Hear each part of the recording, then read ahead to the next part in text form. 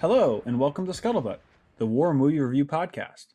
We're happy to have you with us as we take a look at films from the dawn of cinema to today. We aim to provide a raw and unapologetic review of each film's cinematography, historical accuracy, and delivery. In the process of analysis, certain details will be revealed. These spoilers are only divulged to ensure a fair assessment of each film. We head behind enemy lines this week with Brian Hutton's 1970 epic, Kelly's Heroes. As always, I'm joined by Mike A. Hey. Mike B. Yeah. And Chiang Kai-shek, also known as Nate. So, guys, what'd you think? Who's going to go first? By all means. I don't want to go first. I want to know other people's thoughts. Brian or Mike, well, that's progress. Please. No, you go first. You go Me? First. Me. No, the other Mike A. Okay. Well, I don't. This is an interesting one because a lot of people seem to have grown up with this movie, and have a connection with because of that. I actually didn't see this until I was like in my 20s, and then I just saw it for this for doing this podcast the other day, and it's interesting because it falls into that category of like the late 60s, early 70s era of war films. That's like the Dirty Dozen kind of era where it's very farcical. It's very kind of sticking it to the man and stuff like that. And it's entertaining as fuck, but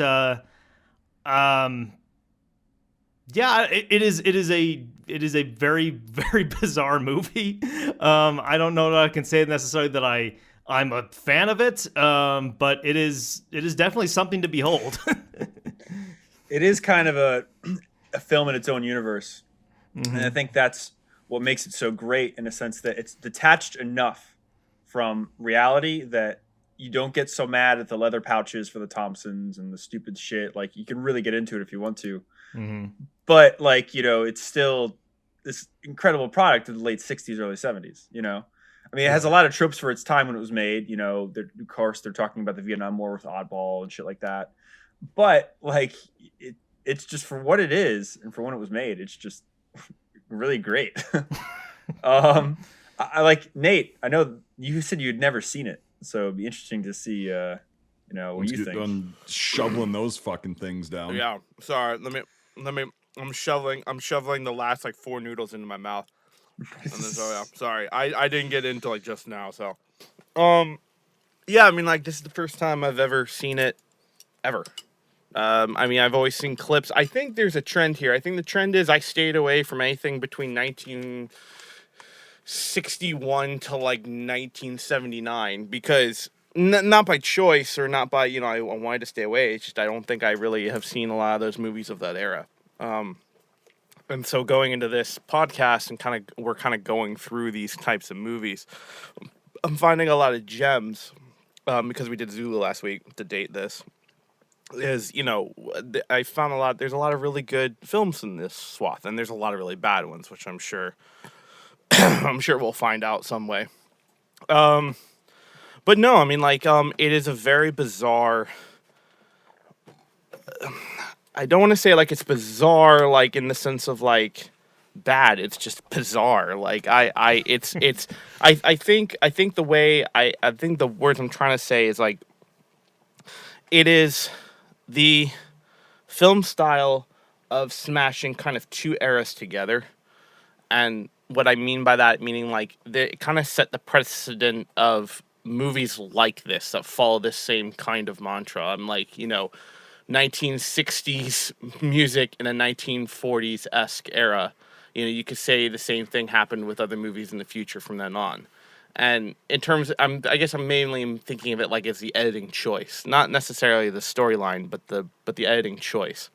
I don't know, like I want to save all my stuff kind of as we start digging into this, but I mean, all in all, yeah, I thoroughly enjoy it. It might be bizarre, it might be kind of out there, but it's intentionally so. Yeah, like I enjoyed it though. Like there was no, oh, this is dog water. Like I never once thought that. Not even when the hands are flying up all over the German army. And I don't mean surrendering. I mean just falling down. So That was the thing at the time. yeah. So yeah. Mike B, what about you? I love this because I was one of those people that grew up with it. My dad used to watch this shit, The Dirty Dozen, all that stuff. But this was always one of my favorites because it's funny. And it's supposed to be funny. It's like the most 70s World War II movie ever made. And it almost feels like a parody of that. Well, it is. That's the thing. That's the whole point of it. That's why it's so bizarre. It wasn't supposed to be like a serious film. And it was just supposed to be kind of making fun of that shit and making fun of war in general. And, because it's not really like a tragedy, like people die and everything, but it's not like you're not supposed to feel awful. It's just kind of surface level presentation of as far as that stuff's concerned. But it's just funny. Like it's all the different characters. I mean, it's an all-star cast for the time, which is pretty cool. Yeah. A lot of big names. Yeah. And a lot of really good actors. And apparently they had a lot of fun making this. And I can see why. It kind of reminds me of when kind of like this era, not to interrupt you, but more of like I saw a lot of pulp culture references. Yeah. Like within this. And it kind of reminds me of kind of how, a lot of the historical films kind of do that now. So it's kind of like how it's kind of been like a resurgence of this film style a little bit. It's just fun. It's a fun film. Like I've seen it, I don't know, probably literally hundreds of times in my life and shown it to a bunch of people. And it's funny. It's kind of a break from, I mean, it's still the 60s-esque stuff and whatever, but I think what else are they going to do at that time?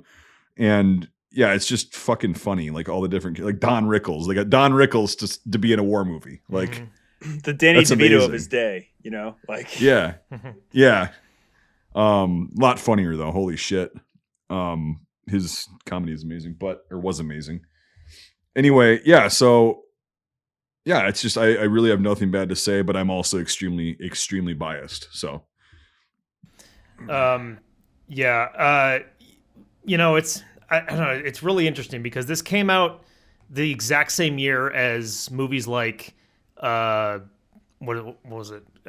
Catch-22 and MASH. MASH, and Donald Sutherland was in MASH as well. This came out the exact same year, and it kind of has the same feel as those. Like this kind of has this anti-war vibe to the whole thing, but at the same time, it's like farcical. And that seems to be like a trend that was set by a lot of the movies at the time. Again, like I say, I think The Dirty Dozen might have been the one that really started doing that. Yeah, no, it's very interesting when it came out and everything. And my background in this is kind of similar to Mike's. I did grow up with it. And, I was in the museum, a lot of museums growing up and volunteering and stuff, and especially armor museums. And this was always troped as like the tank movie. This is before Fury and everything. This is like, the aughts, like late aughts, early teens of this century. And, people just don't realize that like this really set a standard for that time, because you also had the Bridget Remagen, which was like a big armor movie and stuff, but nothing like this. Like Oddball, for whatever crazy 60s hippie character is, he's the quintessential tanker. If you watch him fucking jump all over that goddamn thing, like that's what a tanker knows what to do. Like he runs up the front and the barrel and everything, and there's really nothing at the time to compare it. I mean, it's interesting because it's almost like a more realistic Rat Patrol. Like which was a big TV show in the 60s, which you have fucking cowboys in the desert shooting up Rommel's Afrika Korps. And but this is all these guys are wearing helmets the whole time. It's like they're more soldiers than they are like crazy characters. They're all kind of more GI in the sense of in an army. Because you have the different characters and there are different cultures from the States come through. But it's not like super outlandish, It's just subtle and what it should be. The other cool thing I like too is the mix of uniforms, like 41s and 43s, because that was really prevalent at this time. And it's also set during a strange time during the war as well, September 44, because there was a huge German counteroffensive at Nancy. That's when the whole fronts were running out of gas and stuff. So you don't really have movies, set in that fall period where shit's going bad for the Allies. So yeah, it's just so bizarre on so many levels. How old is this water? Why are you smelling water? Because it's old. Old water. How old? Like, I don't know. is there visible mold No, growing it's in like it? What the fuck are you doing? It's like a week old. Week old water. Should be a band. Week old water. You're welcome, Mike. Yeah, it's really lovely. No, the So Kelly's Heroes. yeah, so Kelly's Hero. Sorry. All of the town fighting and stuff like that. It was really funny though. Watching this, I'm just like, Saving Private Ryan stole this. Yeah. It ends at the at the town with the tanks, tiger tanks. Yeah, like tiger tanks, bell tower, fighting in a French city, like. Yeah, I thought the same thing. Yeah, dude. it was really funny. It was just like I was like, huh. But I also really liked the. I mean, not that it can be stolen. It's a very cliche, or it's not a cliche. It's a very, of course, where they're going to fight in a French town, because that's exactly what happened in history. But it was very interesting to see the, I mentioned before, but the pop culture thing with the Westerns. Yeah, where they walk up to the tank at the end. Yeah, taking all of Clint Eastwood's movie history with the Westerns. And you can hear spurs when they're walking. Yeah. Yep. Yeah, even though there's no spurs anywhere on anyone. Yeah. No, it was really, I really liked that nod, and I liked all like the the whole well, he could be a Republican, like the whole A great line. Yeah. Like it was just like all around fun. I mean, and I stayed away from this movie sometime, not for this reason, just like I think like subconsciously, just because I was worried that I would see too much of Vietnam in this film. Man, come on, man. You just need negative waves and positive waves. I'm just like, it's not World War II. It's not what I think of World War II. So it's like, it was. Nobody thinks of World War II like right, that. yeah. So it's like, I was just like worried that I would like, that would come across bad, but it didn't. And I was very pleasantly surprised by that. And, Donald Sutherland's interpretation of it is just so good. I also like him like, double arms swinging in the rain off the turret. Yeah. Like almost eating shit, but catching himself as he flies off the turret off the front. It's like, because I've done that. I've done that just fooling around on Shermans at tank museums, like just jumping off and on and rubber-soled shoes and fucking in rain. Paint on steel. Yeah. Like, there's no texture on a tank. Yeah, no. You're fucking falling off. You fly. It's like the Krauts on ice. It's rubber on steel for us. Yeah. Yeah. Yeah, you wanna have a really funny laugh talking about reenacting real quick. Just set up your contact point where there's ice, and you can just watch every German reenactor that tries to attack your position just eat shit on the fucking road. That's like slapstick. It's so bad when ice and hobnails get together. Ugh.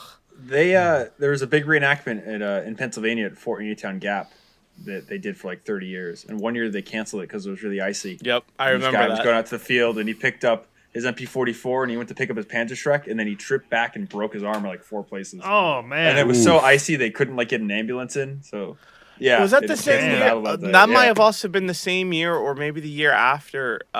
Some guy slipped on the ice with an MG34 on rested in the crook of his shoulder, and because he fell back, it broke his collarbone. Yeah, like, there was injuries there every year. Yeah. There's always fat old boomers. Yeah.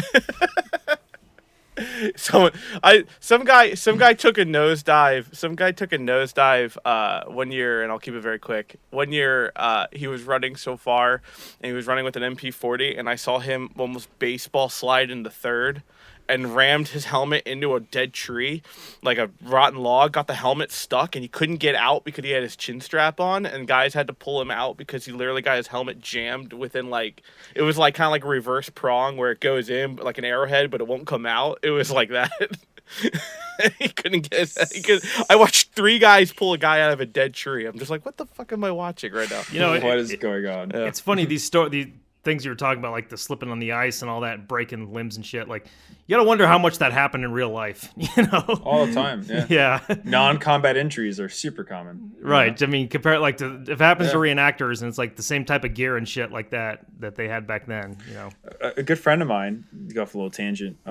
He was Recondo school, like fucking special forces, everything. Went to Vietnam, 1969. Goes on his first mission in the jungle, all set, fucking cameled out. Walks 200 meters, slips down a ravine, fucking slides down, it breaks his pelvis. It's medevac 2 hours later. Fucking out of the country in a week, in Japan, never goes back and becomes a trainer at Recondo. Like, you know, that was his Vietnam. What are you going to do? Hey, man. You know, so. Maybe it was for the best. Exactly, right? You know? The guy was 35 years. He's like, I was in Vietnam for 2 weeks. Like, the way it goes. But, yeah, shit sucks. But with armor, you got to be really careful. You know, like it's incredibly easy to fuck yourself up. You're gonna crush your fingers at some point, and you know, it's funny because like Brian, you've done a lot of tank stuff when it comes to reenacting, and I know you've told me all the stories. You don't need to tell them, but it's just funny that some of the things that you've told me. It's like people nearly dying just from fucking around or something. Oh yeah, tank. Yeah. It's never a lack, it's a lapse. You know. Like one story that I'll tell quick is we knew this guy out in California, and he had a really nice Stewart and everything, and he loved to teach me how to drive it. And it was an M3 Stewart, it wasn't an M5, so it has like the hatch in the front. It doesn't have a sloped front. So he was teaching him how to drive this vehicle, and he broke all the rules of armor because he was looking backwards, and they were driving forwards, and he had his back towards the front of the vehicle, and it lurched, and he lost his grip. And he flipped under the track, backwards, and it crushed him. So it's like, yeah, way to die from your own vehicle, because you're an idiot. But again, it just takes 1 second. Yeah. So friends of friends. So it fucking killed him. It ran over him all the way. Oh yeah, yep. Oh my God. You know, fucking track grease.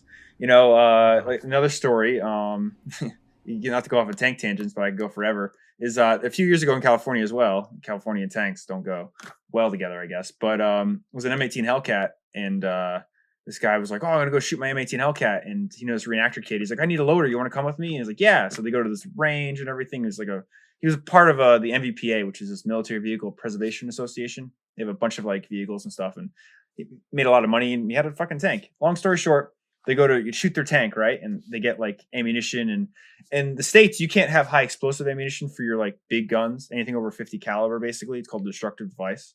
You need a special form for it and everything. So people like have rounds that are milled on milling machines. So it's like a 76 millimeter just steel head or whatever, just to shoot at, like a dummy round, not AP or anything, just to have fun with. Long story short, they go to shoot this gun, right? And they aim it in, shooting like 500 yards. Yay, cool 76 millimeter. They hit the plunger to fire it, and the fucking breech explodes. And what happened was that, so anyway, the breech explodes, and the kid that was like the loader, he's now hamburger meat. And the gunner who owned the tank, he had enough time to call his wife and said, "I'm sorry, I fucked up. I really fucked up. I fucked up," and he died. Oh my God! What happened was wasn't that like investigation 5 to 6 years ago? That wasn't that too long ago. Yeah, what happened I remember that being all over the news. Yeah. The guy that made the ammunition for the tank used rifle and pistol powder, and when he made the shell, and they have different burning and flash points. So what happened was that half of the powder went off, and the shell went halfway down the barrel and got stuck, or the round, and then the other half exploded. There was a void. It's not going that way; it's going this way, and the breech just shattered, and that's what happened. Fragmentation grenade. They're still trying to sell that tank. The inside's really nasty. I remember. Holy shit. Yeah, I do remember that one. So anyway, it takes a second, and you don't know why you're dead. And you're dead with armor, like literally. That's what just happens. I mean, it's crazy. So well, I mean, that's fucking tragic. But to bring this back to Kelly's Heroes, yeah. Sorry. No, wait, hold on. I know this wasn't like intentional, but you're just like, huh, sad. Anyway. Yeah. Anyway, what's this podcast about again? Oh yeah, that's right. This really funny movie named called Kelly's Heroes. It's just. But yeah, your tone, man. It's like, huh, sad. Anyways, I was in deep thought. Thank you very much. No, I was mourning those people. Seriously. Oh my god, dude. You play with armor, you got to pay the consequences. You just got to be smart about it. But I wouldn't go near any of that shit unless I knew it was being run by someone who knew exactly what they were talking about. Go ahead, Brian. Yeah, I want you to go. So again, armor in films, I can only imagine all the mishaps they have. But that's why when I see like fucking Donald Sutherland jumping around the Sherman and stuff, I'm just like, he knows what he's doing. Like, these guys played with armor enough where like they're comfortable with it, and it shows. And the other funny thing in the film is they have a huge no they break at the bridge scene where the guy jumps onto the running Sherman. No fucking way. And they get away with it because if you watch the scene, there's these like radiators on the bottom of the back of the Sherman, and they're adjustable and stuff. And for that scene, they actually tilted it out and locked it so that there's a step there. Because usually, you don't get it on a Sherman from the back. You get it from the tracks to the front. So for that scene, they modified it. And like the next scene where they're driving and stuff, you could see that the radiator's in the right place. So they modified the tank just for that shot, but you'd never get on a running tank. Like unless you're straight dead in the front or you're straight dead in the back. But even then, like that's a no. You want to fucking become track grease? Like that's a really quick way to do it. Yeah. Really impressive. They had all these Shermans to work with. That's because they filmed it in Yugoslavia, which was one of the only militaries that had the working Shermans at that point. Yeah. But like compare it to like Patton, which came out the same year as this. It's like with all the Patton tanks, stuff like that. It's like it's cool they were able to get all these actual Shermans for it. Well, there's the one scene where Telly Savalas and Clint Eastwood are arguing about like, oh, what are you gonna do, Kelly? And they have just the continuous line of troops and armor, and it's that's all real. Yeah, and the half tracks too. It's really cool. Yeah, it's just insane, and that would be so hard to get together today. Even Fury had like a quarter of that shit. Like you only see it in the lot, and it's not running. So it's just fucking so cool to see that much shit. That was nice about this era of films because everything was still out there. The so just because we're talking about all that kind of stuff, those tigers are fake, right? Of course, yeah. Yeah. Okay. They're the T-34 ones. T-34 85 from Saving Private Ryan. They did the same thing. Okay. Yeah. Different conversions. I thought... I don't know. I thought those tigers were built off like truck shaddies or something like that. No, because Yugoslavia also had T-34 85s. Okay. So they just used those. Okay, and what they do, they just make fake. Same thing in Saving Private Ryan. They just built around it. Okay. The only real problem is the tracks and the turrets too far. Well, isn't that the same thing with You've seen one, Nathan, if you've been to Gap. I know that that tank's the Saving Private Ryan tank. I've seen that up close. That is, yes. Yeah. Yep. It sucks ass. It's terrible. It never runs, and they never. Sorry, go now ahead. it's owned by a guy in Florida now. I was gonna say, is it like super broken down or something? It was so worn down by little kind of private collectors who somehow able to get it, and they just kind of they're like, this is the tank I saw in the movie, so they bought it and didn't understand what piston rings are. Yeah, and then they burn used it up. in Band of Brothers too. Did they? Oh, interesting. I wonder if the Bastogne and the Foy. Yeah, it's the same one. Because the Kelly's Heroes ones were kind of like they had a lore because nobody knew what happened to them forever, and two of them went missing. There's one that's in England that's at Bovington. That's whatever. Does it still have the fake tiger on top of it? Yes. Yep. Okay. Yeah. No, it's all correct. But then apparently one ended up in the States somewhere at the children's I don't know. I looked into it a little bit today.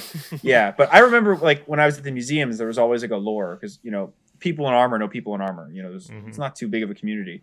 But they were like, "What the fuck happened to the Kelly's Heroes tanks?" Nobody really knows because go ahead. Sorry, Brian. Well, because they weren't used for other films a lot because they were in Yugoslavia, but they shot so much footage with them that they just kept using the footage in other movies because it was in libraries. So people assumed they were used in other films, but they just really were used once and then languished, and then one showed up in England. Yeah. So I like or how a they had llama the- farm apparently. I like how they had the first Panzer Division insignia. Oh, on the first front of SS, it. yeah. Yeah, with the skeleton key. The key of Dunkirk. Yeah, Yep. it's a nice little touch there. Yeah, right. You know. But I wonder what they're made of, because close up they kind of look almost like fiberglass, and the whole shell and stuff like that. And I mean, obviously they didn't they didn't take parts from a Tiger. I don't think they did, because I mean they have the MG42 mounted in the whole gun like that. Obviously, like a real one couldn't fit something like that. Which is funny about that is that the Germans never had MG42 coaxial machine guns. Yeah, I was gonna say that. That's what I'm saying. Always That's what I'm saying. MG34s. I was gonna say Yeah. that's wrong because it's always an MG34. That's what I'm saying. Oh, yeah. So it must have been some kind of thing that they were able to build, and like, oh yeah, just stick that machine gun in there. Oh yeah, And it's exactly. It's like the whole barrel is sticking out of the. Oh, you can see the rear sight. Yeah. Well, that makes sense why they only had MG42s, because the Yugoslavian army at that point would only 53s actually, if you listen. Are they But they have a 53s? recording of a 42 in the beginning. Okay. It's interesting. Well, You could hear. I was just gonna say, like, that's the only reason why we probably don't see any 34s anywhere, not even on ground troops. It's all MG. It's all MG42s, MG53s, and all that stuff.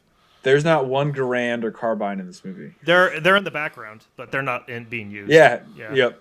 Or even like. Holy shit! Yeah, you are. Candidates and Yeah, you're stuff. right. There's only You see them. You see a couple guys with them on their shoulders, and same with the Mausers, but they're Yep. never in use. So, And Nate, did you notice the Lafette on the trucks? yeah, Dude, yes, turn the thing. I did. I was like, huh.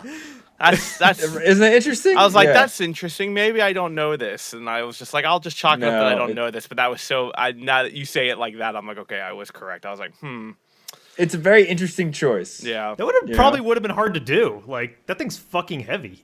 Yeah, it is. It's- I can think of at least 17 other ways to do it easier. Yeah, it's, Like and cheaper, but it was definitely a choice, not one I would have chosen. those Lafettes are ridiculous. You can see the guy's like I know he really does it. Yeah, that's what I was impressed. I was like, okay, that's fucking hilarious, but at the same time, like, Jesus, dude, and just to clarify, the Lafette is a German machine gun mount that was a ground mount, and in the movie they mount them on the trucks for the whole minefield truck scene, and they're totally being employed in the wrong way. Yeah, It's like literally like a 40-pound mount, and they're using it on top of the vehicle as a like swivel based turret system. Me and Nathan both are stupid and have one. So Yeah. That's how what we the speak script from called experience. for. So they said to the production team, make it work somehow. Yeah, well, right. like the Tell the Yugoslavian mechanic to do something. The- And he did something. so talking about that. So what? There were only Thompsons, BARs, and 30s. There was the WZ-28. I didn't see one BAR in this. Wait, those were not BARs. Oh, we'll jump into It's that was- section FNBAR. It's a Belgian post. We'll jump into the IMDb in a bit, but I thought Okay. that might be why they looked weird to me. I was gonna ask that question. Yeah, with the 'cause, pistol grip. Yeah. They looked like they were something different, but yeah, I was I curious. only saw one M1 carbine, and it had the rifle grenade attachment the whole time. that was cool. Yeah, That was neat to see. 'Cause Yeah. You rarely see that in film, especially with the carbine too. yeah, You know, Yeah. That's the M8 grenade launcher. The I'd love to the see that. 30 cals also had the Israeli I'll give you $50. yeah, I You like carry that, this yeah. thing. Yeah. You got it on you. Do I look like a bank to you? It's just that's what makes this movie so good. It's fucking lines. It's Oh, yeah. no the whole I like the paint rounds. I know you probably guys talked about that. I think when I went to go get a drink, but like the paint rounds were super cool and funny, and I was like, I like the way that played out. I was like, oh shit, we have the shot lined up and we shot a paint round at the back of it. Like, Well, it's one of those things where it's just like, it's a one line, and you're like, oh, okay, whatever. Yeah.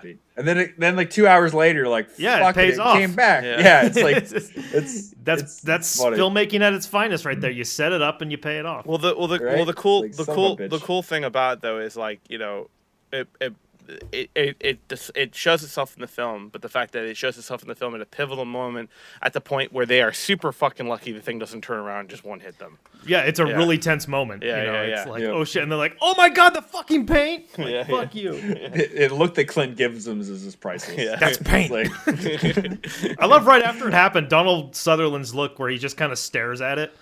until he's like has to shake him. That's pain. Like, oh, wait a second.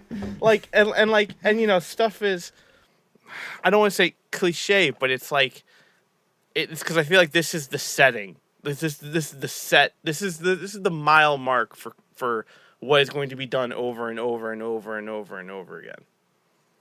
I mean, am I wrong, Brian and Mike B? Do you agree with that? Like, people were trying to replicate this movie, like, as time goes on. Do you think it set the bar for cliches, or do you think it was following, but it did it so quirky and differently that it just was its own thing out there, but it was following a carbon copy of something else? Because wasn't Bridge? Well, I think you could say that about. I think you could say that about a lot of films. Like, honestly, that whole thing. Yeah. Like, did The Great Escape set something up for, you know, the way films were going to be shot in the future, done, you know, all that kind of shit, and going all the way back. So, Brian, you go first because I have something to say too. Yeah, I'd say the opposite. I'd say this is almost the epitome of like the end of the 1960s shoot 'em up movies or whatever. Because as the 70s begins, you know, Michael said something interesting earlier I didn't realize, is that MASH came out the same year. And, you know, that's such a different tone.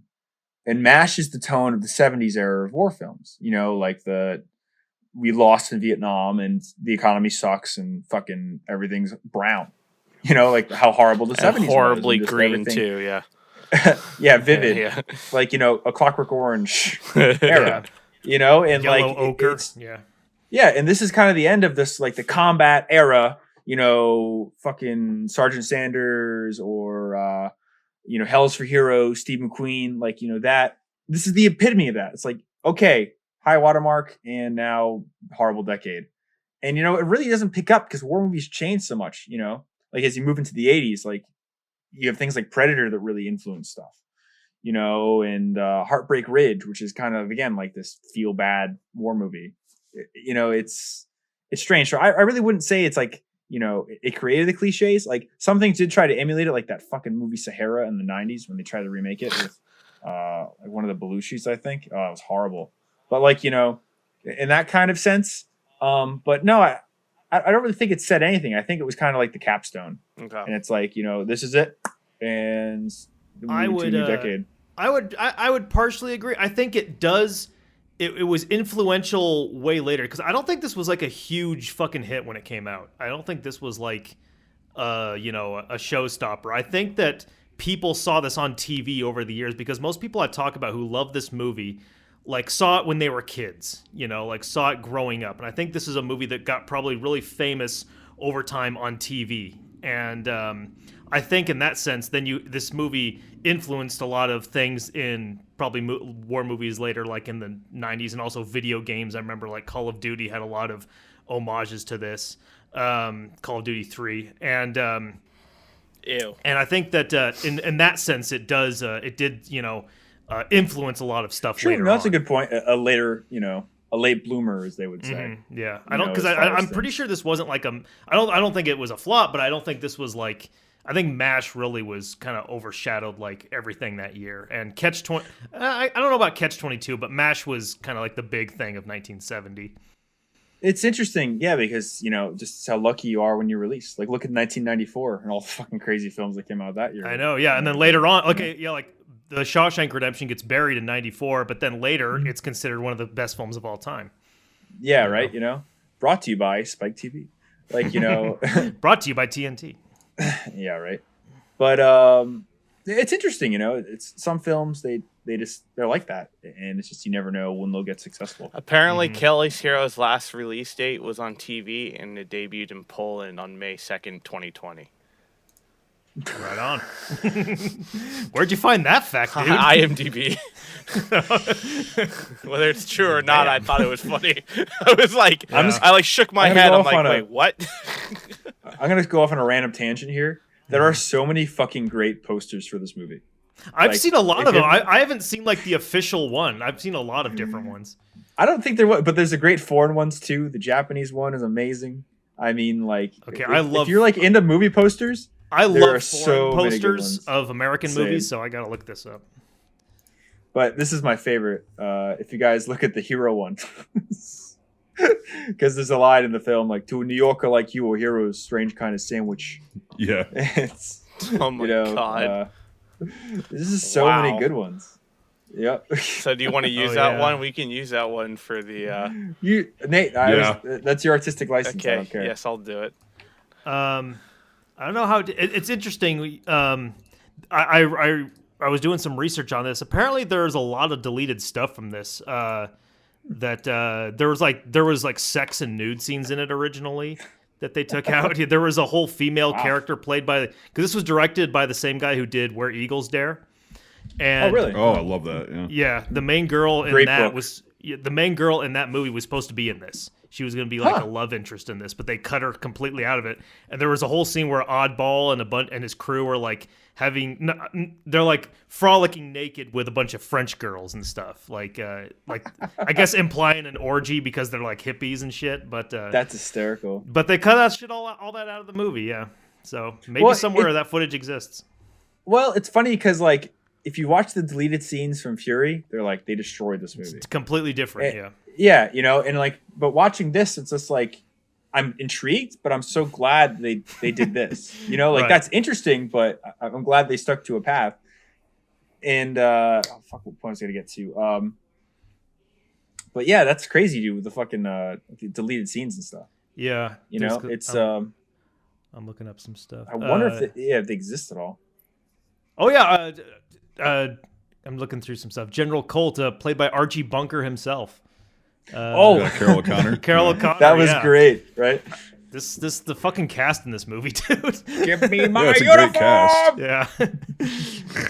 Even has a lot of people who like went on to be, somewhat famous. Like Harry Dean Stanton is in it, and a really young Harry Dean Stanton. Right. So it's just cool to see like a lot of faces pop up. Even like the German tank commander at the end. I don't know that actor's name, but I've famous. He's been in other shit. Yeah, he was in tons of things. He was in The Great Escape. He's like the only guy that can speak German too. Yeah, he plays the guy at the end in The Great Escape. The guy that captures. Captures Bartlett. Yeah. Good luck. That's another movie I haven't seen. Oh, what? That's a great movie. Now that's one I grew up with. Yeah. We'll get to it. Yeah. Yep. So something I just want to touch on quick. So I grew up with this movie as well, watching it forever, through museums and stuff. I've literally probably seen it, not probably as much as Mike has said, but like at least 20 times. And now that I'm into making films and stuff, I watched this movie about 2 months ago, just objectively. And I'm like, I'm going to forget everything I know about it. I'm just going to watch it. And I'm going to have a different opinion. Mm-hmm. And it was very interesting to do that because like, it's very serious in the beginning of the movie. Like if you think about it. Right. Yeah. And what I realized was that, surface level, it's this funny story about like, oh, look, we're going after the gold and it's based on a little bit of reality. But if you listen, if you really, really pay attention, and this is what I pay into, like you were saying, Michael, with the deleted scenes, is that, Clint Eastwood is this lieutenant that was stripped of his rank because he got fucked. And he got sent as a private to this unit. And when he comes back with the POW, he says something very interesting. He's like, I told you to find a kid. And he goes, oh, I'm not going to find a kid. And he talks about, we got to bring him back to division. Clint Eastwood is trying to get a juicy fucking POW to, spruce up the guys back at division so that he can get out of the fucking line. Oh, yeah. Yep. But through the process, he finds the gold and he's like, fuck him. I'm going to, screw him over. Yeah. So it's just very interesting, if you really pay attention to it and read the motivations of the characters, that's there clearly. Yeah. It's a different type of movie. Not this haha funny. That was another thing that was in the deleted scenes that I saw, was that there was a lot of other scenes where like people were giving him shit about what he did, and there was like there was other scenes where he was like, like upset about it and shit like that. Like it was a bigger part of the movie originally. Huh. Interesting. And they cut it in a way where he's just kind of the stoic, annoying guy. Yeah. We're not annoying, but like annoyed. Annoyed at everything, yeah. Right. But I get, what you said about, like fuck them. Again, it's the time this came out. Other war movies of the time. It's more about like sticking it to the man. And this definitely like you has said, that. The Dirty Dozen. Yeah, exactly. Or like even MASH and Catch-22 have some of that in there. Even Hell is for Heroes. Mm-hmm. Fucking Steve McQueen is just wreck loose and everything. I mean, it's that interesting, like bad guy late 60s character, but he doesn't have a fucking switchblade in inner city. He's got a grease gun and he's on fucking the Maginot Line.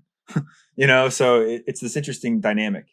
Not your father's early 60s, like, oh look, it's combat, and here's Frenchie and everybody, or Hogan's Heroes, which was on TV. It's this like kind of gritty version of the war, shoot 'em up films. This and it's not even like. Oh no, I was just gonna say I think Hogan's Heroes went off the air of the year this came out, so that's interesting. I think it was lifting late 60s. Hogan. God damn it! But what's funny too is that Inglourious Bastards, the original B movie, comes out around this time, and that was also like an interesting product of this era, because this movie could have easily been that if it didn't have a lot of funding and not a good casting. But because it had a lot behind it, it became this great film. Yeah. Crazy shit, man. I guess to go into particulars here, we know it sounds like everyone's pretty much on board with liking it. What let's go into what and I want to start with you, Brian, on this. What do you not like? Is there anything you don't like about this going in after viewing it recently? To be very particular, what is something you don't like about it? I could be incredibly particular. Okay. The German Zeltbounds are wrong. The Jeep fucking numbers are wrong. The tanks are all wrong. I mean, there's tons of things that I can nitpick about this film. Right. That I could totally destroy it. Mm-hmm. But like I mentioned earlier, like as a whole, it's just far enough out of reality where it's okay, at least in my opinion. Right, yeah. Because it's just like this own universe. It's like kind of like a Bill Malden comic come to life. And it's like, oh, you know what? Fuck it. This is funny. Mm-hmm. It's like Inglourious Bastards is kind of the same for me. It's just enough out of the realm of reality where I can really respect it. Where you don't hold it to the same caliber of being ultra correct in that sense. It's not like Force 10 from Navarone, which is a horrible fucking piece of shit that should never have been made at all. Oh, and like, it's what the fuck are you doing? You're trying just to capitalize on the film you had earlier, but nobody from the cast wanted to do it because they were fucking 20 years older. Right, yeah. Right, yes. It's not trying to be something different. It's like, we got a cool story, we're going to have fun with it, and fucking join us for the ride, Mm-hmm. Yep. And that's what's cool about it. It's just enough out there. Yeah, I agree. Yeah, because now that you bring up Force Stuff from Neverland, there's a lot of that shit, like the Dirty Dozen, the next mission or some shit, or Jarhead 2. Did they make numerous Jarhead movies? There's like 17 or something. Yeah, they never like somebody bought the name to the. There's like 4 or 5 of them. Yeah. It's nothing to do with the first one. None of them Saints and Soldiers, and none of them are Jake Gyllenhaal or anything like related to the other one. It's just like the name is capitalized. Jarhead 4. His friend comes out of the casket,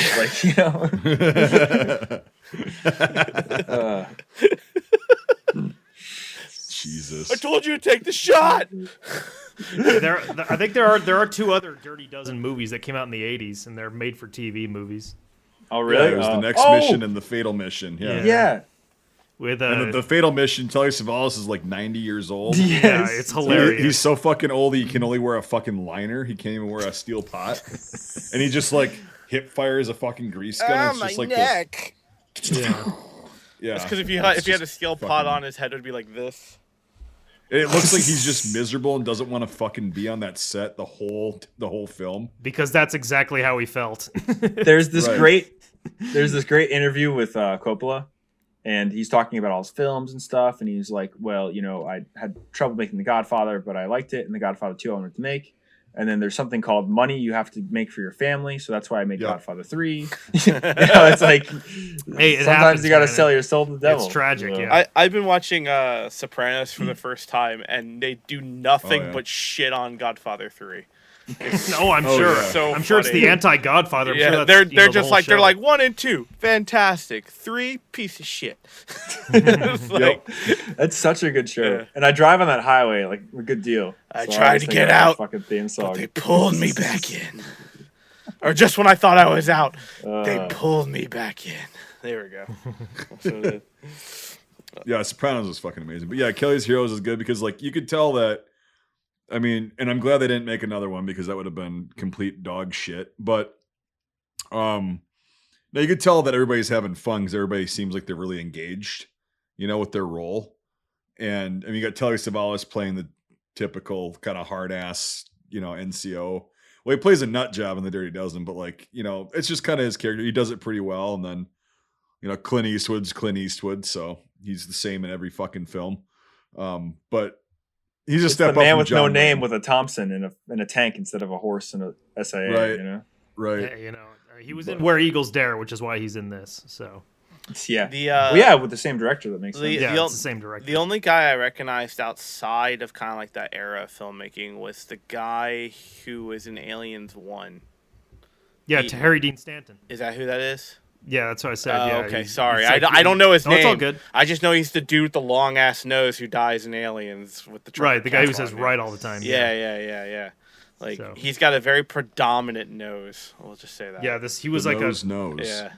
He It's was like a little bit younger. it's like whenever you see someone with a giant nose and you go, "Oh, that's the guy from The Pianist." Oh wait, no. Brody. Yeah, whatever his name Wrong is. pole. Yeah. A lot of faces I pianist. recognize. Not every name I knew. I like how the Germans were totally not speaking German. That was hilarious. It's so bad when they're in the square. Yeah. What, dude? Ich bin ein Dinken. It's like, what the fuck? That was really funny. What to are see you all doing, that. Hans? Yeah, And it's it's like the tank commander, who's clearly German in real life. He was the only one who seemed offensive. and all he says is "Jawohl."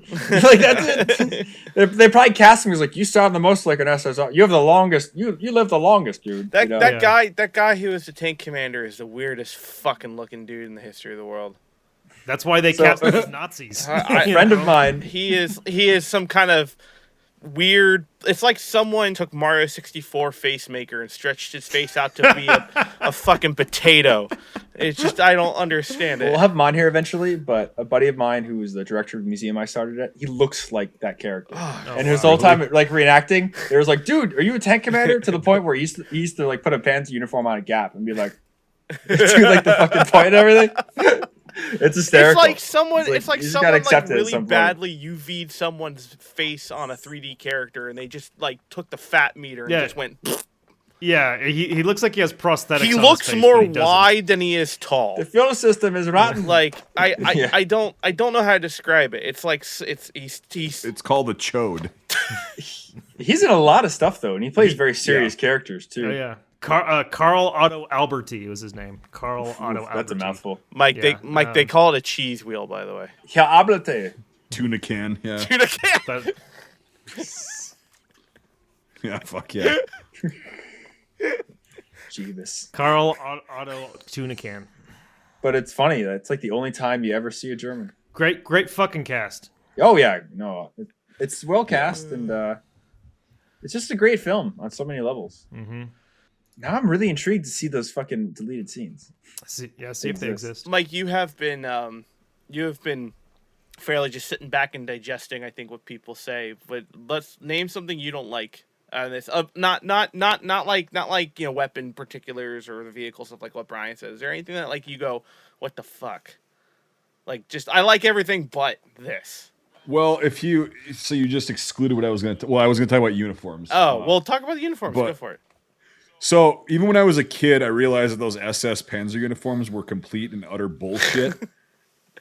I mean, they're so bad. Why are their helmets so high up on their heads? Because they're ill-fitting. All the German extras. Or is it because they all have long hair and they can't put the helmets on? Well, no, they probably just didn't know how to adjust the fucking drawstring. Okay. So they probably just set it up. I mean, because weren't a lot of those guys like Yugoslavian soldiers? Yeah. I can only assume that that's what that was. Yeah. Have you ever seen a Yugoslavian soldier? They wear their fucking helmets way up high too. I don't know what it is. Oh. But yeah, it's that drives me nuts. The uniforms in general are. I mean, the American ones are fine, and they actually have 35th ID patches on, which is a unit that was in that area, which is cool. Yeah. So somebody did a little bit of research. The American stuff looked totally fine in terms of uniform wise to me, unless there was something I totally missed. The weapons we can get to that, but love the Shermans. Don't really have a problem with those. Obviously, let's see. There's nothing I really don't like. I'm trying to think hard. It's just yeah, it's one of these films where I find it very difficult to find something that I don't like. Right. Yeah. But yeah, the SS uniforms at the end always stood out to me, even as a kid. And it's funny because G.I. Joe, right, the Hasbro brand, Yeah.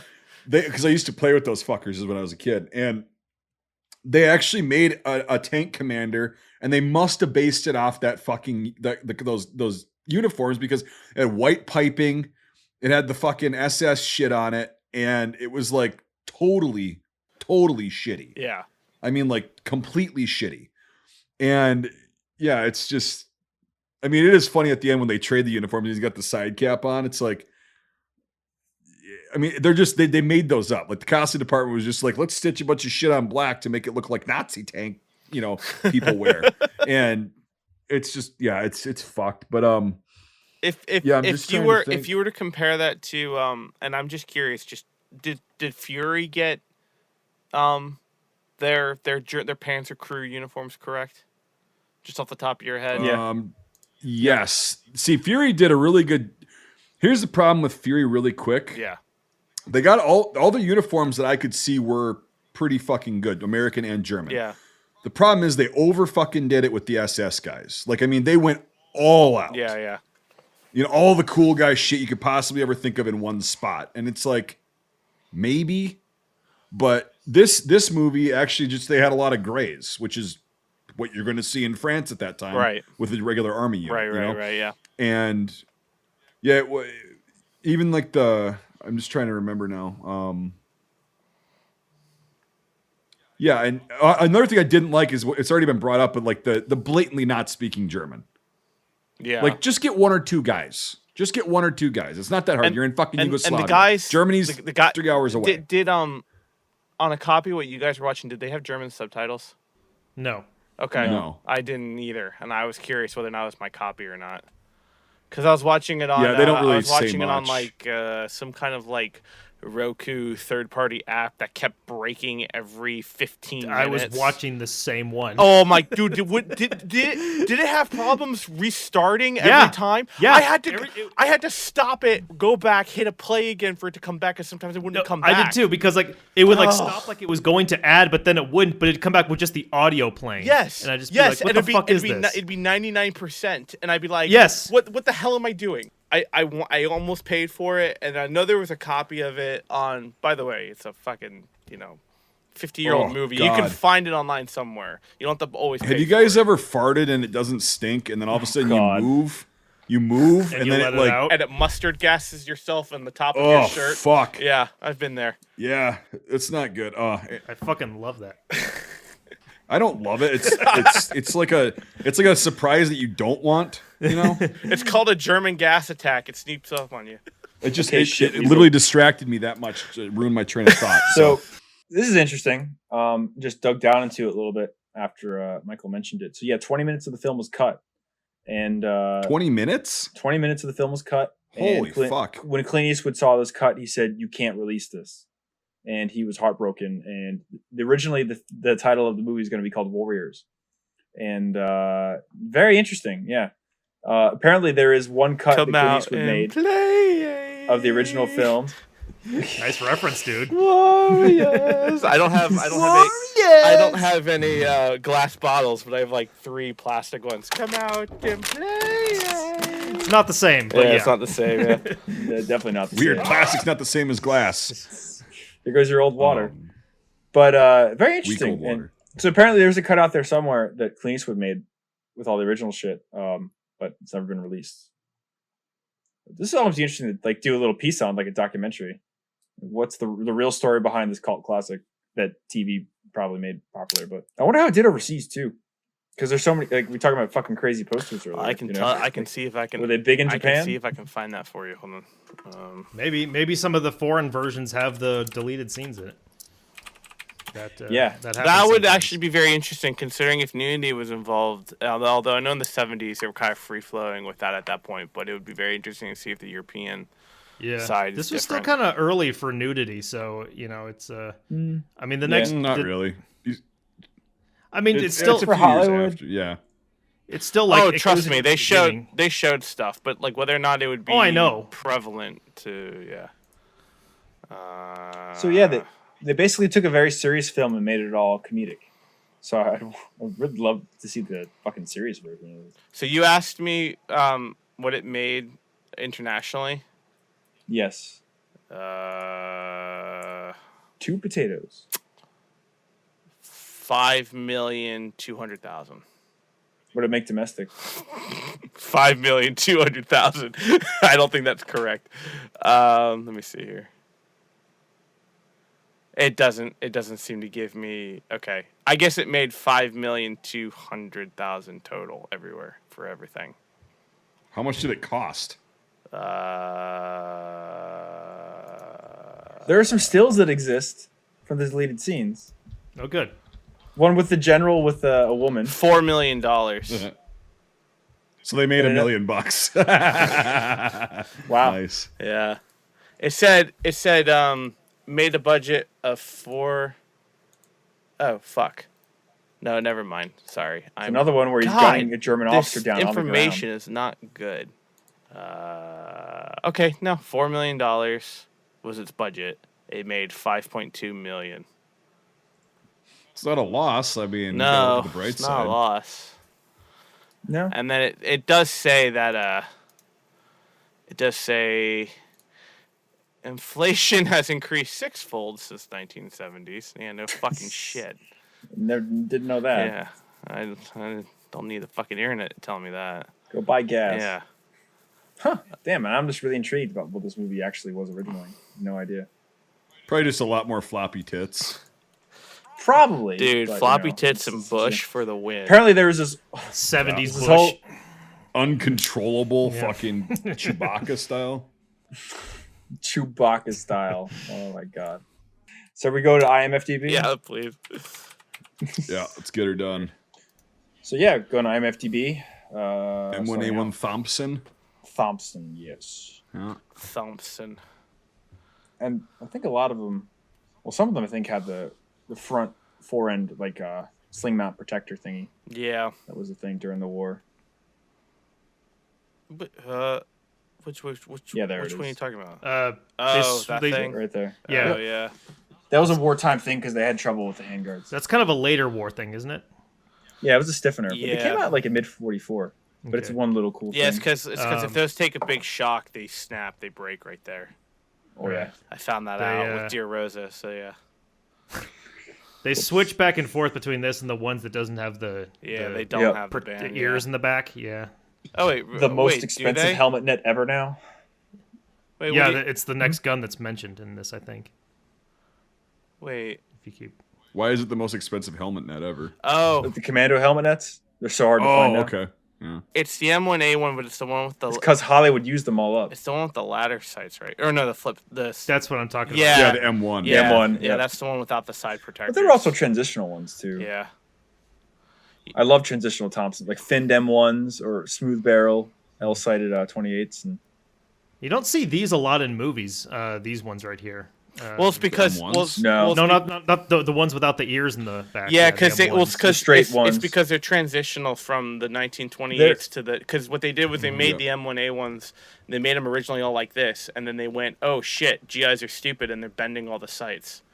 Right. So they put those Yeah. sight protectors on there to make sure it wasn't that they would. So I they mean, took I a see- lot. yeah. They took a lot of them like that, and they put the flops on the sides for that reason. I see- these also aren't. I've seen a number of them in photos, so yeah. Well, they existed. These also they aren't just transitioned them to be M1A1s. Yeah. So yeah. These also aren't straight A1s because they have cross bolts in the stock or M1s. That was a thing because the stocks are breaking too. So that's something you get a lot wrong with M1 or 1928s as well because they were all modified after the war. But He's one-handing it. I didn't like that one though, but so many MP40s. Yeah, MP40. This is Thompson and MP40 porn. This Yeah. I gotta, Love it though. yeah. Yeah, I mean, I like porn sometimes. It's 60s. All right. Yeah, okay, Well, these helmets, yeah. I'm done for the night after that fucking comment. All right, I'll see you guys. I like a little. All This is that where CB selective hearing is amazing. I just zone it out. Okay, so Alexa, go up play for a second. CBT. Go up for a second. So on that last picture, the two Germans go up. What? Just Brian shot at something that's gonna make everyone's Yes, I things have a go off. CBT. Yes. No, down one. Like the two Germans. I think I actually started my Alexa. Wait a minute. So those are M42s. There were never fucking double decal M42s. They only did that in war movies to make them look more German. Oh yeah. So just a little fun note. I'll be right back. I just actually started my Alexa. Oh, nice. With what? Apparently, porn? CBT means Bruno Mars. Wow. Anyway. So yeah, there was one M1 carbine with the grenade launcher. Yeah, with the nade launcher. I love the Thompson mags in the back pocket. Yeah, they wrong. one thing I really liked though about this was they showed them immediately pulling off their packs. Yeah, drop your packs and rolls. Yeah, drop your packs, drop everything, so you can be mobile, and that's something that movies do not get. I actually wanted to ask that. What kind of packs were they wearing? 20. Did it look like the 44, 45 pattern packs. That this is too early for that, but they definitely were used in Europe. You see them actually a good deal. Well, there's 20. Well, there's 28s mixed in the background, but yeah. Primarily though, I saw some in the extras, 44, 45 pack system, and they're great. They're literally awesome. They're the best pack system in the war. They're kind of based off the Marine Corps 782 upper lower pack, but. Yeah, and that's because every GI hated the fucking 28, and so do I. Yeah. Fucking sucks. I wonder why. I'd rather carry all my shit in my tanker jacket.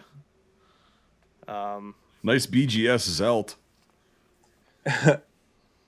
Oh, shit. Right there. On the German. On the German, that's one. Huh. You see that in a lot of war movies back then, where it's like the extras in the background, they'll just fill them up with whatever they have. Yeah. You know? Did you notice that the priest had dirty films? The padre. Yes. Yeah. Yes. Yes. I love that. That made me laugh because they never mentioned it again. He's like, I'm gonna get nudie flicks and like a bunch of stuff, and he's like, okay, and then they come back and it's like, like what is that? Moisen PU. That's a PEM. Okay. No, it's a PU.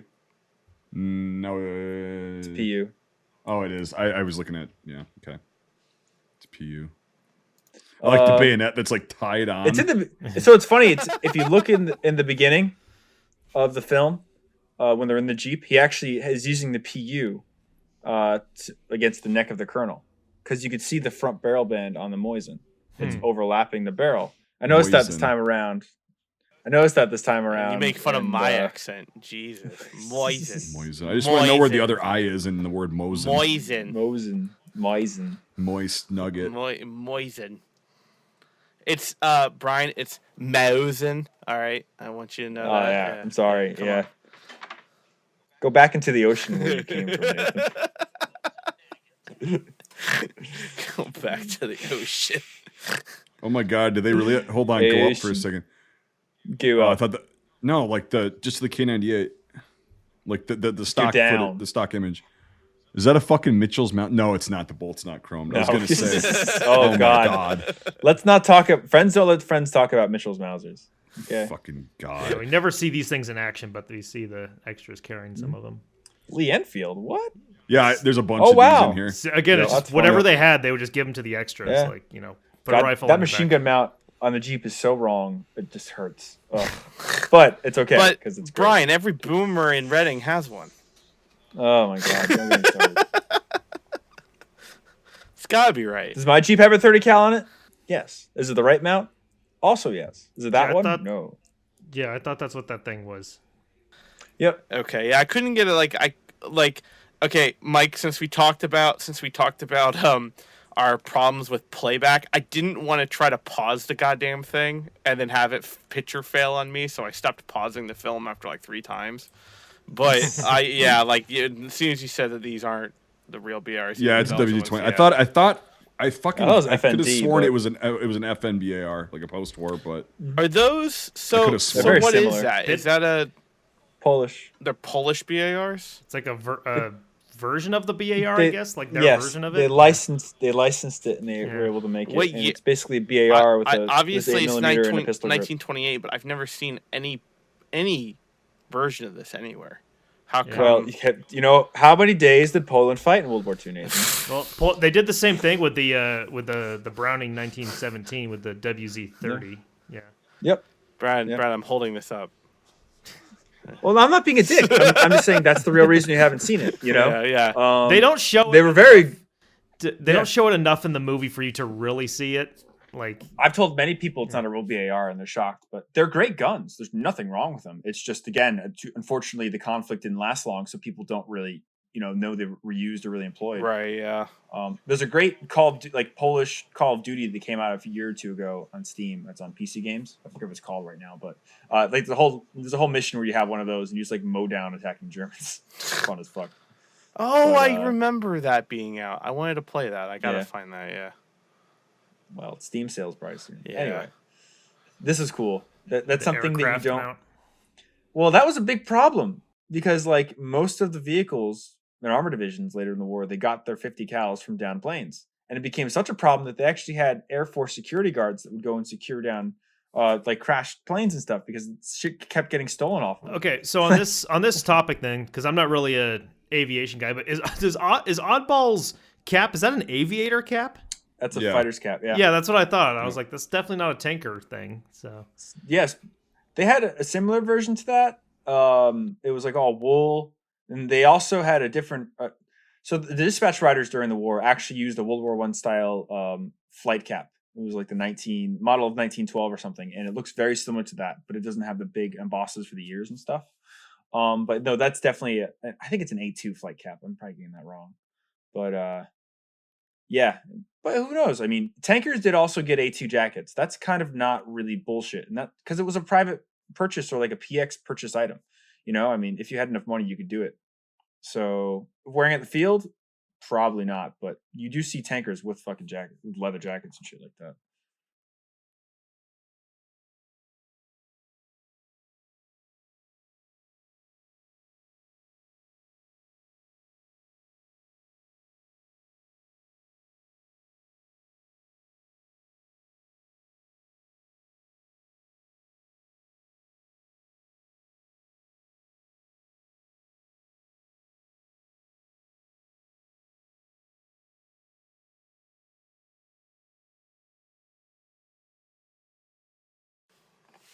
Where were they filming this?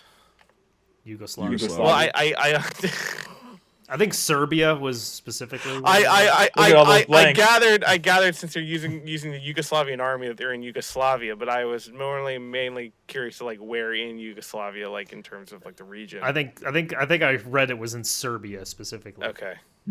Since Yugoslavia no longer exists, so yeah. And again, if you want to nitpick everything, that machine gun mount is wrong. It's the late war style they didn't use in Europe. Why is there no ammo can? The paint round. Oh yeah, there is no big ammo can. It's just sitting in there. Yeah, it's links sitting in the bracket. Yeah, I didn't notice that. The good thing those aren't gonna fall out ever. No. The first fucking little bump you hit, that shit's gonna be everywhere. Yeah, they had the. Is it now? Okay, Brian. I think you and I have had this conversation. Those are late war. Okay. The step mounts are late war instead of the early war 3-piece. I love that shot. That's a great fucking image. That should be a poster right there. That for me just sums up this movie. A guy chopping on a cigar, fucking grinning, and I love the bolt in that scene of the 30 cal. It just half of it's not even in frame, and you just see it go back and forth like a Vickers gun or something. Mm-hmm. Got $50. Now I got to pick up this cannon. I like that long scene with Don Rickles, and you think something's gonna happen, but nothing does. He's gonna step on a mine. Yeah. I found one. What kind is it? The kind that blows you up. As cool as 35th too. That's a unit you never hear about. Yep, Missouri and Kansas National Guard. Coming up to the. Yeah. So what did they do? Cut? Did they cut a hole in the fucking? There might be a better image of it. Let's see. Yeah, there it is. Yeah, there it is. It looks like they. The legs are still. Looks like they cut a hole. The back legs are off of it. No, the back. They cut off. The back. No, I see what they did. They cut the front leg halfway down. So they made it. They made it into a grab and pull arm for the front leg. Yeah. And then the back legs are off. Yeah. And then shot and drops the. And then it looks like they welded it to that would fucking plate. dent the goddamn vehicle. And then they like fucking, you know. Smashes the windshield. Yeah, right. Yeah, look at that. Look, it's tied on. It's tied on. It's tied on to the front with a leg. wire. Yeah. You see how the front leg comes down, Nate? Yeah. And then it goes into that. Wow. That poor there's no bearings on that that thing. poor it's just fucking Lafette like that they chopped up just for that. Like, It's probably original it's from probably- World War II. yeah. it could be Yugo. If the way you tell is if it has a sight base. I can't Okay. tell any of this. Yeah, I can't tell. It's all on the wrong side. There's no left side shots. Yeah. Every single shot, you can't see the left side. And all the double decal German helmets. Some of them The look guy- almost the- Luftwaffe colored. Yeah, blue. the color's not good. It's gray. The machine gunner looks good though. I like his color of the helmet. But Yeah. the Yeah, guys- that's all the actually other probably a dudes- legit M40 like that. Yeah. Well, he doesn't seem to have. No, he's That one right there. That's so like ill-fitting. Yeah, right. Yeah, that's why I asked. I said, Mike, why are all their helmets super high up? Well, Just that love one's how just the way, machine- he probably needs a 66. He's wearing a 64 or a 62. Well, that's funny Love because how the that's machine gun belt is, that's like, not on the the same windshield. guy. That's a different Yeah. guy. So yeah, they got the just nice, they got the not dorky looking dude on the I didn't- close up shot. So yeah, Yeah, right. I didn't notice that, Brian, but yeah. the Jingle, jangle, the, jingle. the ammo belt's just on the Yeah. windshield. You're scratching up the You paint. fucking go down the I just road. painted this vehicle. Come on. Why the fuck would you put it through the giant hole you're standing in? No, I'm gonna put it on the windshield. That's a good idea.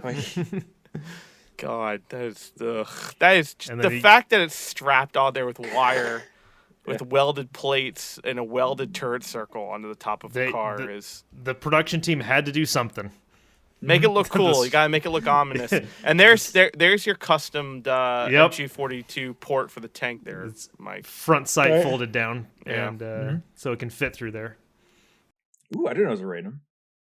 I love how also the patent's pointing, or who is it? Carol O'Connor. Carol O'Connor's pointing his gun at him as he's talking to him as casually. You know? Yeah, Archie Bunker, yeah. Yeah. Yep. Yeah. Good old Archibald. Yeah, and then Luger's his great Luger. touch. Of course, He's he would got have a fucking he would have a 1916 Luger. holster. I love how he's got a hip holster. That's super tanker. Yeah. You know, like or shoulder holsters weren't common with tankers until 1945. Like, it's such a cool. No fucking, matter what the fat boomer tells you, yeah, you can right? fit into a hatch of a tank with a hip holster. Because most of the time you're not Maybe wearing a you fucking speak for holster. yourself. It's hey, You speak hey, for yourself. It's not the hip holster that's keeping you from going inside the fucking tank, okay? It's your wide berthing hips. No, that's why I said you speak for yourself. I have to get into a fucking Sherman hatch. I have to turn sideways and put my arms up like this. I have to do it and, too. like, slowly- I'm What Sherman did you get in? Because the early ones are like that. The later ones you don't have to. I have to with any of them, not because I'm not Is it not- horizontal or vertical? Not That's an What? A1 not, or an A4. not because I'm fat, but because my shoulders are so wide. I have to put my arms up to get in. My shoulders don't make it into the one that I was sitting in. Like I was sitting in the gunner's seat, Uh-huh. or no, I was sitting in the driver's seat, and from here on up, I'm out of the fucking tank. Like as my ass is in the seat, like it doesn't work. You also are a huge human being, not the fact that, and I don't mean like fat. I mean you're genuinely tall. no, yeah, and I know. big. It's just, I'm not a tanker. Let's just put it Yeah. that way. When you ride in a tank, nobody tells you all the stuff that's in the tank. The fucking seat you're on is basically 2.5 feet off the ground. There's a giant spring in it, and you push Yeah. a lever and you drop. Fucking The guy into did tank. that. The guy did Okay, that. so- Yeah, and But yeah, he didn't do it was- enough though, because again, like Yeah, well, he did it, and You'd be then it got up surprised. to like right here, and I'm like, that's still not good. Like I had to literally go like this and like. that's crouch when they put me in the sideways. tank destroyer corps. Yeah. Like fucking Yeah. What convertible. I was like, tank. I'll what just- happened just to ride on Birch? the outside. Oh, his head got taken off by an 88 the other day. We're still collecting his pay. You ever seen the beginning of Fury? Yeah. Well, Just grab a bucket. yeah, right. Cheese eating motherfucker. But anyway, P38 in his pocket. That probably looks like a The P38. fucking bleached With brown potato bits. in a fucking black suit. There you go. Jesus Is Christ. that a wrap? Yeah, it's a wrap. Yeah, bullshit. On a fucking on a regular Panzer crew? No fucking way. Wait, what are you fucking talking He's talking about? about this. He's wearing a wrap. Yeah, He's wearing a Panzer pan- wrap. Yeah, It it's should for be. assault gun crews. No, fuck you. Okay. What are you talking about? Dude, Panzer wraps are fucking for tanks. The only difference that you might be wrong is that gray is for assault guns and black is for Panzers. But they That's always where I should be got fucking fucked wearing up. wraps. Yeah. What are you talking about? I don't know. I'm That's fucking how it tired. goes. Brian's counter argument. What? Fuck you. Well, I heard you talking about raps earlier, so I was researching it, and I was like, "What?" No, that's the difference. And so you're right. If it was gray, he'd be fucking wrong. But no, black is correct for that. His fucking. I his wish he was Waffen wearing fart dots. is terrible. That'd be cool.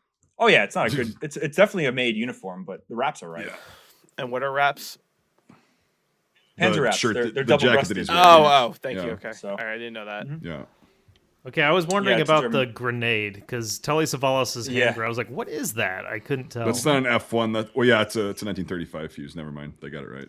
Because I saw like that is not a. So the French. That's a training That's a grenade. training grenade. Yeah, it's Oh. a plastic molded grenade for that. Yeah. Interesting. No, that's one of the World War II metal ones. Oh, really? It's just the training Oh, grenade. okay. Yeah, It looks really bad. the handles or the spoon is like part of it. It's just a cast hollow Oh, thing. okay. Oh, okay. They're really weird. Flak Wehrling. That's very cool. There's no magazines in it. That's probably. Yeah. Oh, you're right. Probably propane fired. Pop, pop, pop, pop, pop, pop, pop. You rarely see those in movies. Good old T-34 mock-ups. Just goes to show how rare that tank was forever.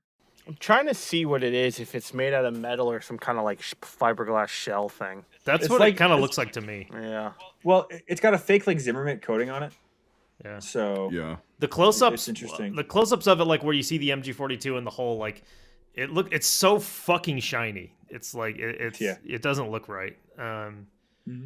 So yeah, it's like fiberglass that's been sprayed with resin or something. apparently, because it got really expensive, Clint Eastwood and Donald Sutherland helped fund a lot of the conversion for the tanks.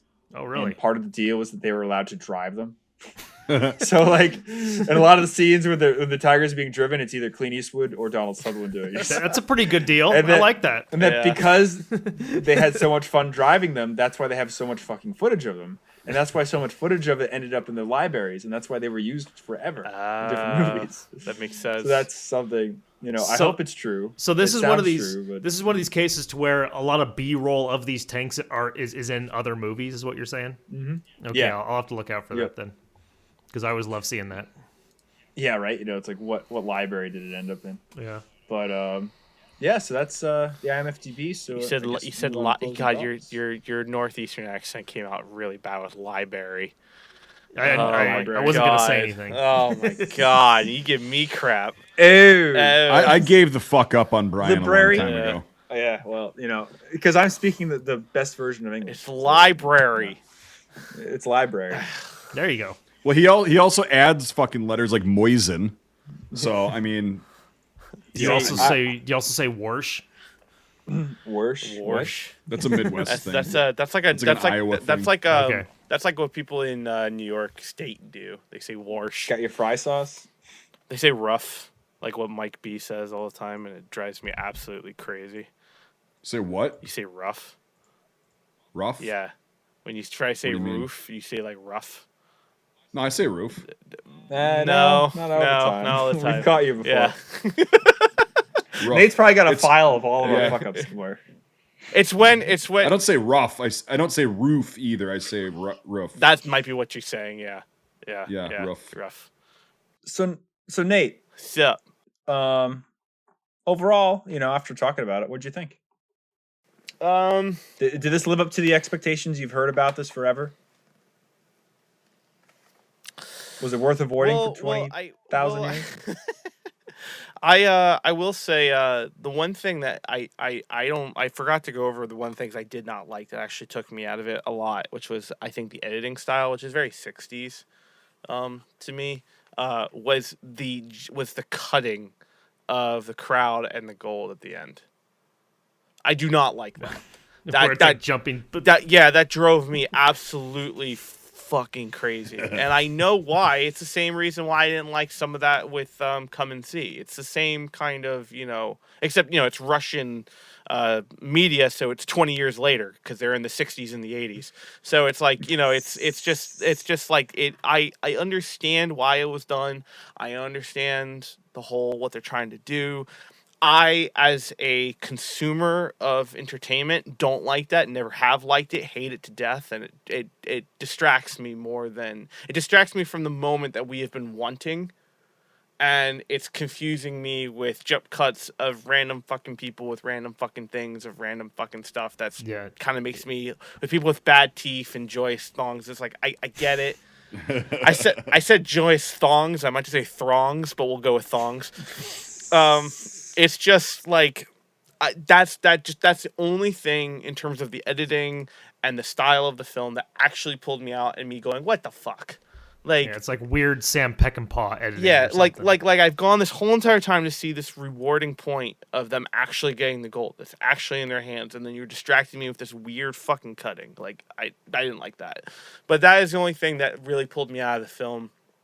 Overall, everything like you said, Brian, like the inaccuracies, the 60s throwing up the hands and, shooting, and then half a second later they go and fall over and die. Like, I do that one more time. I didn't get that.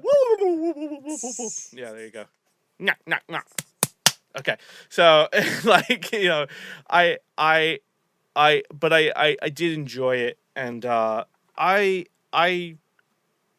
think it lives up to the hype. I mean, it was really funny to see all like the kind of pop culture references within the hobby from this movie that I knew came from it, but I didn't quite understand it. Like, we ain't got no booze.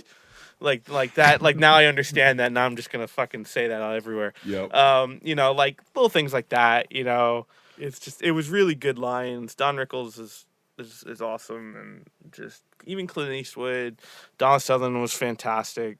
Like, it makes sense. I understand the cult classic following for this, and so yeah, I mean, like, overall, I mean, me coming in fresh and me ignoring the things that normally brings the movies down, like for example, if we were to do Bridge of Remagen, things from Bridge of Remagen will pull it down that I probably won't really count for this, and maybe that's biased, but I don't know. It's like what Brian said. It's like, it's just enough out there where I don't have to take it seriously in that sense. Like, Bridge of Remagen, we have to. Which maybe we'll redo that one again at some point when we're not hating life, because that was when we were like grinding episodes like mad at the beginning days, and our energy levels were like fucking sucks. Yeah, I mean, overall, I'm gonna give it an 8.5 out of 10 Screaming Mel Gibsons. And I think that's pretty good considering what I would normally rip movies apart. I'm not doing for this one. So, if it wasn't for that, if it wasn't for the 60s jolted editing, it probably would be like a 9.5. But yeah, it's like that really bothered me. Mike B, go. All right. Well, again, I'm just going to start out by saying I'm extremely biased with this one. It's one of my all-time favorites. I can literally watch this over and over and over and over again, and it does not get old. It's just so fucking funny. All the lines, and yeah, like you were saying, the pop culture references in the hobby. Yeah, like it's quoted all the time. Any kind of like military history nerd whatsoever. You're going to find that they know at least one line that they just randomly say in a given interaction, and it's so funny. Like the negative wave thing, it's overdone, but like every time I hear somebody say that, I'm like, okay, it's like a secret code, But yeah, I mean, I've shown this to people too that don't like war movies, they don't like military history, they don't give a fuck, and they still think it's funny as shit. So it's a war comedy basically, and it's a standalone, which like we were talking about, which is a good thing. So anyway, I love it. I can forgive so much shit in this because, like you said, it's not supposed to be taken super seriously. It's intentionally bizarre and humorous and ridiculous. So, but yeah, this is gonna obviously. I don't know if I've ever given this score before, but this for me gets a solid 10. So, I fucking love this movie. I always will. It's just one of my favorites. Yeah, I mean, so much has been said about this. There's really not a lot more to say, but just sum it up. It's a very interesting product of its time, and it's been very interesting to learn, the real story behind it this evening. I really want to look into it more, but for what it is, I mean, it's a very interesting, funny, quirky film. And it's this one that if you're in the military, reenactment or the collecting society, you'll eventually see a meme or hear about it in some way, shape, or form because of just how quotable and bombastic or whatever it is. I'm going to be biased because I've just been around it so long, but yeah, I'm going to have to end up giving it a 10. And it's got a shit ton of flaws, tons of flaws, but it's just this really strange thing when I come back to it. It's just it's going to deliver every time. And it's just, yeah, it's a very interesting, quirky World War II film. Before I give my review, can I just ask, do you think the flaws are kind of what make it, what it is, make it fun and all that stuff? That's part of it. Yeah. Yeah, for sure. Because it makes it more human in a way, because if we look at Band of Brothers, they do a good job of character development, with everybody and stuff. But in World War II, you have people like fucking Crap Game. You have these very vocal people that you really only get in these older war films. Like one of my favorite films is Battleground. And you have that so well displayed, these different culture clashes of people and stuff, not like these, smaller nuanced versions of that. So I think, the flaws and the personality is what really make this, it's just because, again, like I mentioned earlier, this really easily could have been Inglourious Bastards, the original, that B or C level of a film, but it just had enough money and enough of a good cast to pull it out of that, but it does sound like it was cut into that though, and that was a more serious film, which is interesting. So it's there's a really, I don't know. This film gets more intriguing the more I think about it. I don't know if it was necessarily more serious, but it probably was a bit more edgier, yeah, more edgier. I will. More edgier. I will. More edgier. You see more edgier and I can't think of anything else now. Like I say, I haven't watched it a bunch of times, but I know all of the famous lines from it, obviously from being around history nerds and stuff like that. I've seen it quoted so much. I know all of the references. And it's a lot of fun. It's trying to critique it in terms of, being ultra realistic is just pointless. It's not, clearly that's not what it is, and it's not meant to be. I don't think I necessarily love it, but I would probably this would probably be a lot more fun to watch with a group of people. I think, if all of us were chilling, we were going to put this on, I think I'd like to watch it in that way, rather than just solo. So in that sense, I think it's a lot of fun, and I'm gonna give it a 7 out of 10. Yeah, and it's funny. I have watched this film with groups of people, and I totally agree.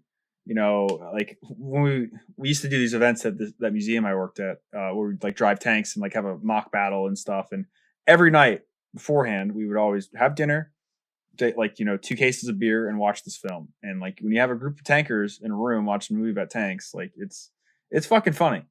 And stories always come out and stuff. So calculating the score by putting it into the computer that will tell us if this is when Yugoslavia will fall, implode. Yeah. The answer is 1990. 8.8. So not bad. Definitely worth a watch. And again, it always delivers. You'll find something. I still have yet to go back and check the scores, but I think this is the highest. Is it? I think so. Yeah. I think it's one higher, but we'll have to see. Sorry to interrupt you, but I think it is the highest. It's fine. I'm used to it by now. But no, it's a really good movie. Just if you want to laugh. And if you watch this film and you don't laugh, there's something wrong with you. I don't know what else to say, but there's gonna be some part of this film where it's gonna get you. And it's just, yeah. And also it's got some pretty good cinematography and cool guns, and it's just, it's worth it. So awesome. Well, thanks for joining us, and catch you next time. Fuck you, Nathan. You don't know, man. You weren't there. All right. Thanks for joining us. If you enjoyed this episode, make sure to leave a rating. Otherwise, Mel Gibson won't stop screaming. If you like this content, make sure to check out our Facebook, YouTube, and Instagram pages. If you want to directly support our work, make sure to check out our Patreon. All these links are in the description below. Until the next time, Scuttlebutt out.